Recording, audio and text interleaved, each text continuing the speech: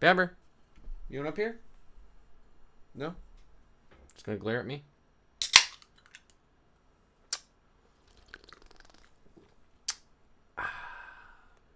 In this episode of Noob Hammer, we're going to discuss the charge phase and how to get into combat. I'm Rick, this is Noob Hammer, and let's make some mistakes together.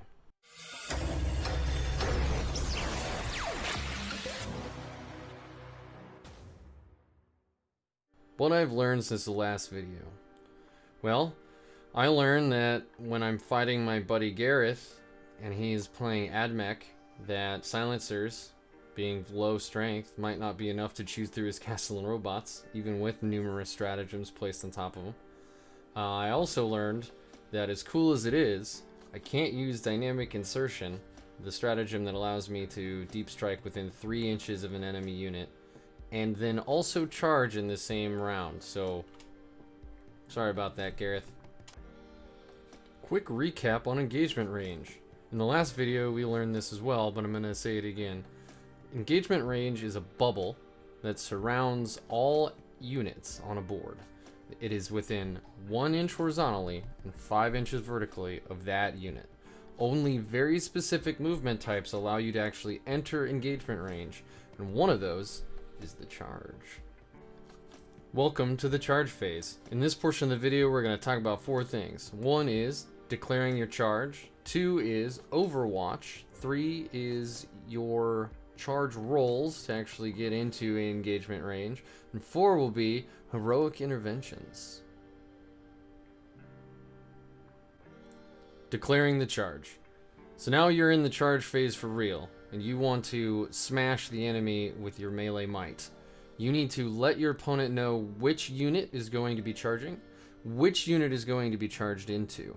You may declare more than 1 unit that you wish to charge into, but if you do that, your charge needs to successfully go off on both of those units, or else you will not be able to charge either one of them. It is important to remember that engagement range still exists in the charge phase.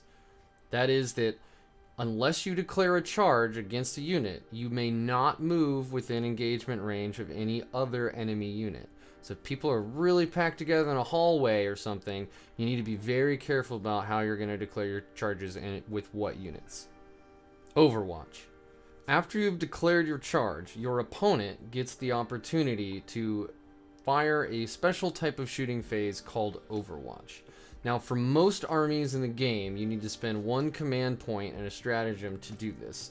And I know we haven't gone over command points or stratagems. I know I specifically said we should ignore them.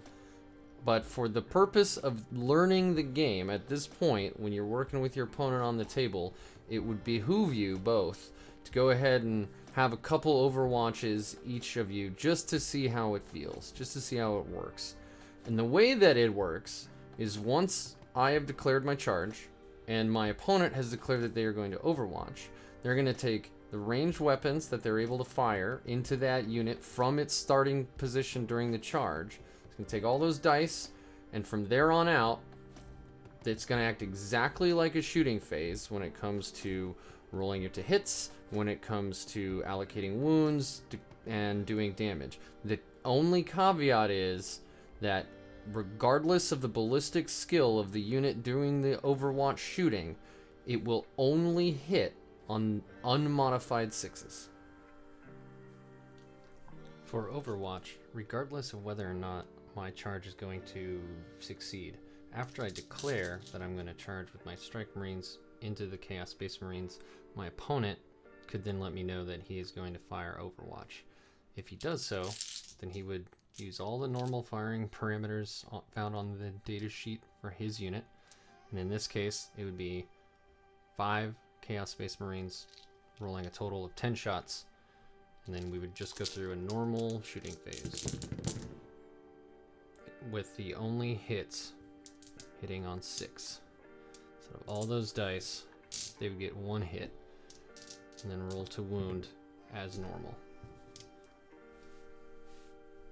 Now you're ready to make your actual charge roll. What you're going to do is you're going to take 2d6, roll them on the tabletop. The number that comes up is the amount of inches that that unit is able to charge, and that includes getting into engagement range. it is important to note that if you are not able to get into engagement range or complete the charge with that number that comes up on the table, your charge does not go off and your unit does not move. There's no partial charging. If you need to roll a 7 to get into charge range with an enemy unit and you roll a 3, your unit does not get to scoot up 3 more inches. You're done.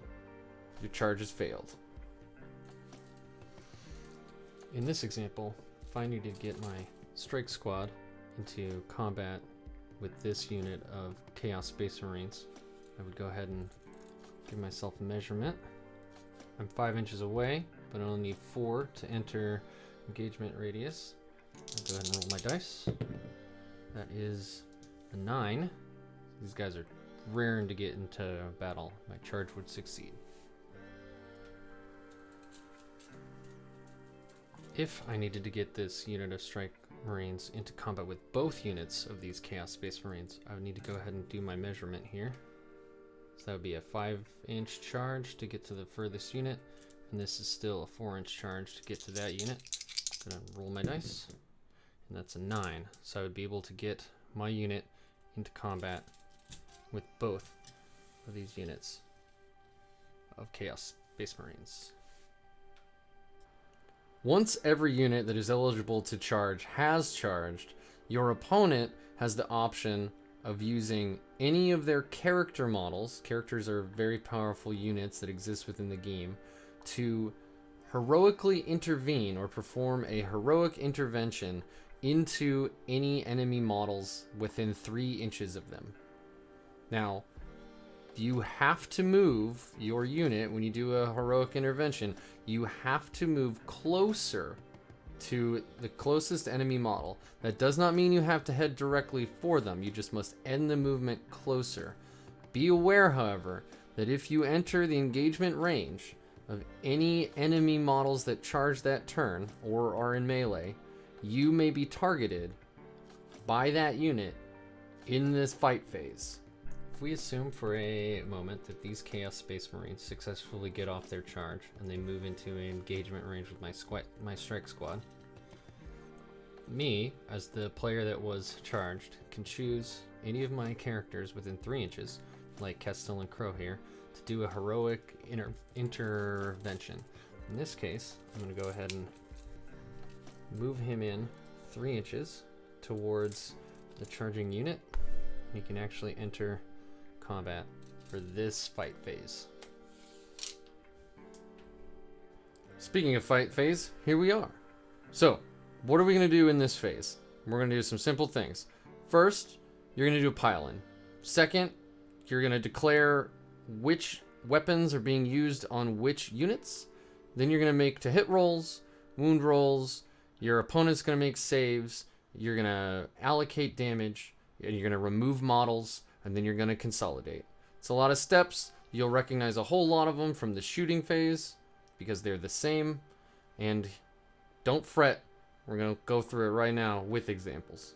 Quick notes. Always quick notes because this game is super complicated. 4 things. 1, if, even nobody charged in the charge phase, if there are enemy units and friendly units within engagement range of each other from previous pile-ins, consolidates, or fighting phases, or charging phases, there are fights to be had on the board in that fight phase. 2, charging units are always going to go first. So if you have 3 units that charge in your charge phase, when you switch to the fight phase, those 3 units are going to fight first, special abilities notwithstanding, surprise. And then your other 2 units can fight after you and your opponent have gone back and forth. Speaking of back and forth, that's exactly what happens. The fight phase is kind of like a mutual phase where you're going to charge, you're going to have those units fight, as I just said. Then your opponent gets to choose a unit on the board that is capable of fighting, meaning it is within engagement range with your units. Doesn't have to be the ones charged. And then they get to do their own fight phase. They're going to attack, you're going to save, you're going to remove models, and then it's your turn again to declare another unit that hasn't fought yet that is capable of fighting. And that last thing, you can only fight once with a unit in any fight phase. Special abilities notwithstanding.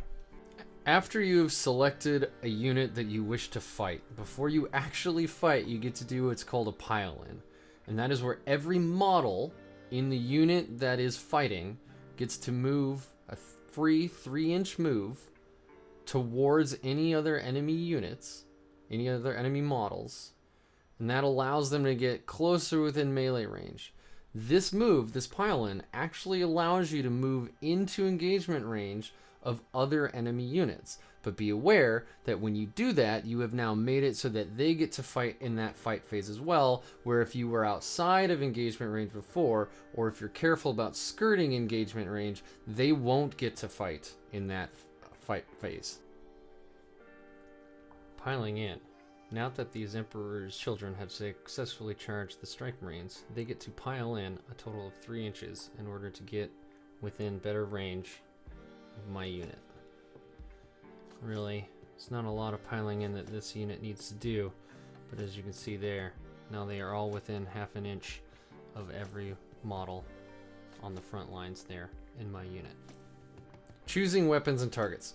Now, this is very similar to how it was in the shooting phase, where you're going to look on your data sheet, you're going to pick a weapon, you're going to pick a target, you're going to swing it, you're going to do your damage, all that jazz. Special notes, however, because of the fact that melee weapons only have a range of melee, the way that you determine what that is that after you've piled in, every model in your unit that is either in base-to-base contact or within half of an inch of a model in that enemy unit that you wish to engage may swing their weapon.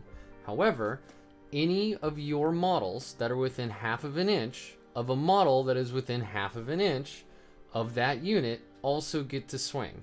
So they're stabbing over shoulders or whatever.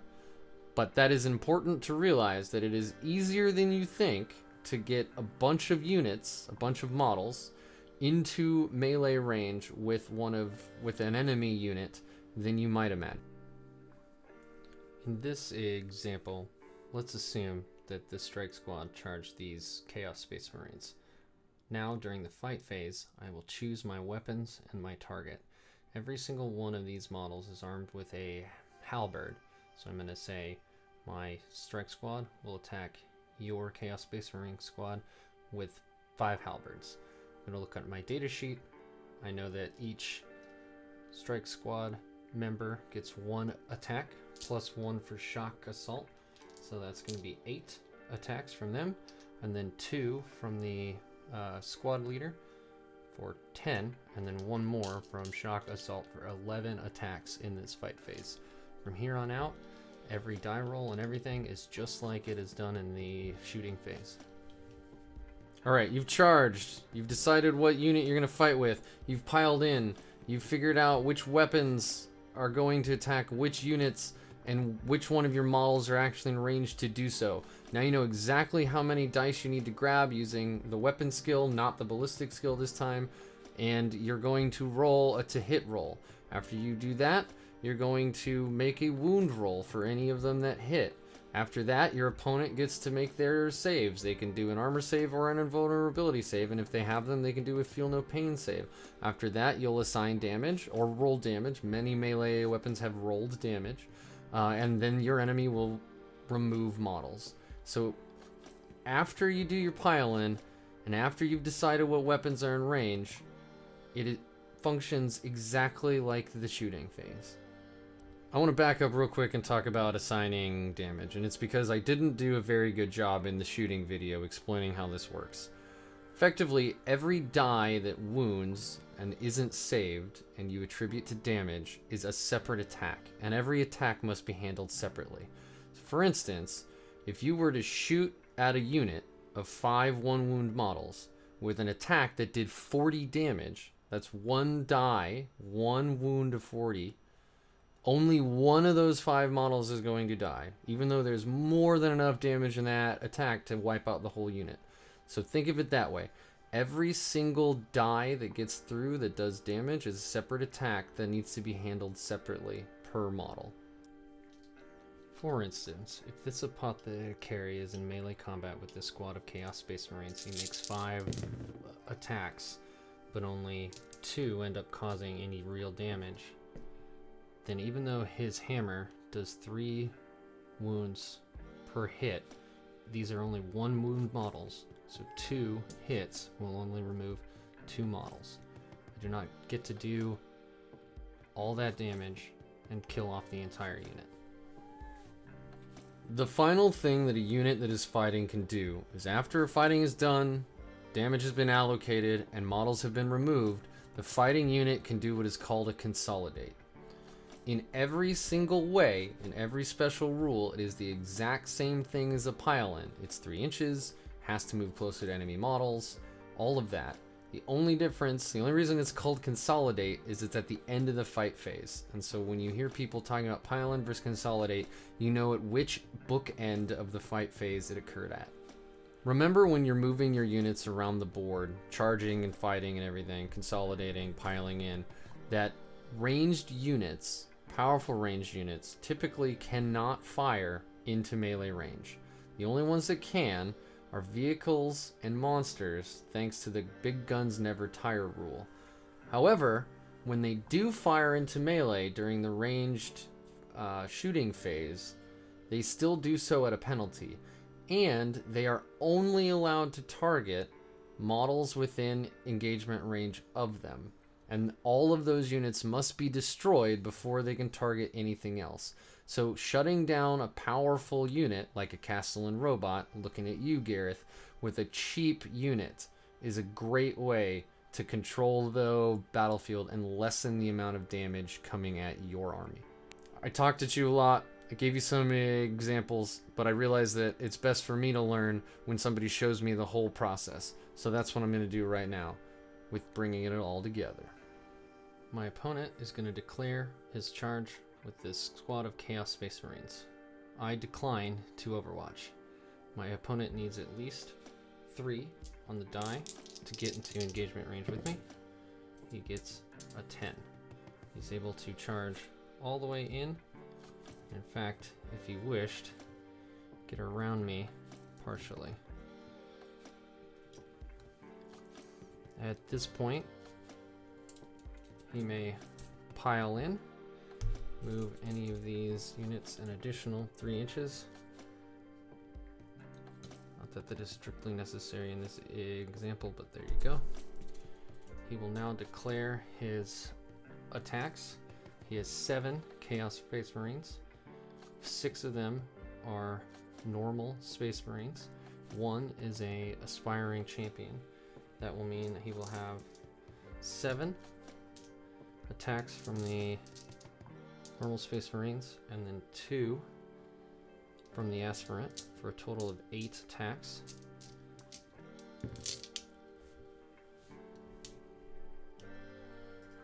Space Marines melee skill is 3. I'll roll to see how many hit. Only 2 did not hit. Nice. Now they attack with a strength of 4 versus my toughness of 4. So we need 4s to wound. Alright, 3 wounds. Now my strike squad goes ahead and rolls their armor save. Should be 3 up. Alright, I failed 1. I will then remove 1 model. In response, or now, I get to fight my opponent back. I have 4 of the strike marines left.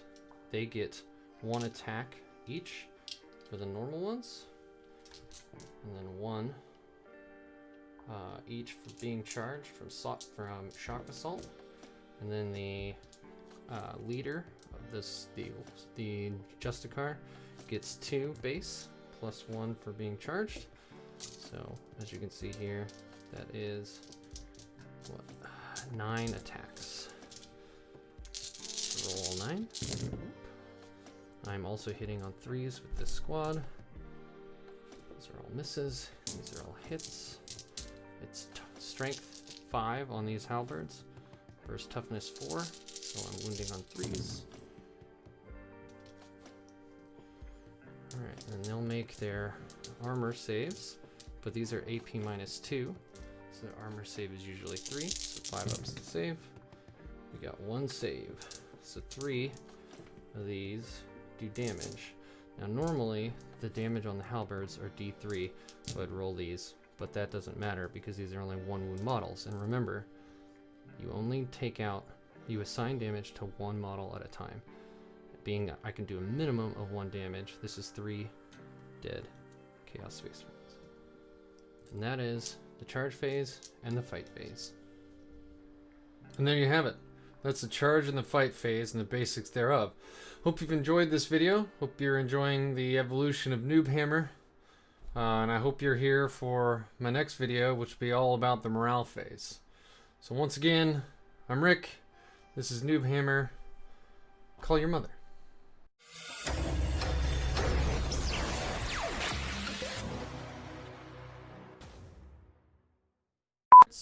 The next thing will be Overwatch. The next thing will be fucking up videos. Once every unit that is eligible